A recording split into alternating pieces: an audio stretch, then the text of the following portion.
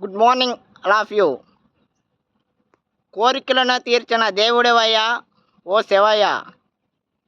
ఈ శివాలయంకి వస్తే అనుకున్న కోరికలు నెరవేరుతాయి. ఈ కోరికలు వస్తే ఎటువంటి ఆలోచన లేకుండా మనసు ప్రశాంతంగానే ఉంటుంది.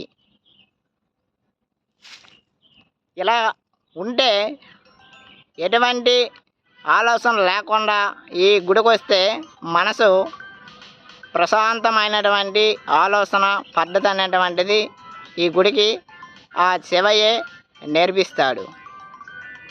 అంటే ఈ గుడికి 3 వారాలు లేదా 5 వారాలు వస్తే అనుకున్న కోరికలు అనేటువంటివి తీరుతాయి. ఇలా ఒక అబ్బాయికి చెప్పడం జరిగినది. అయితే ఈ అబ్బాయి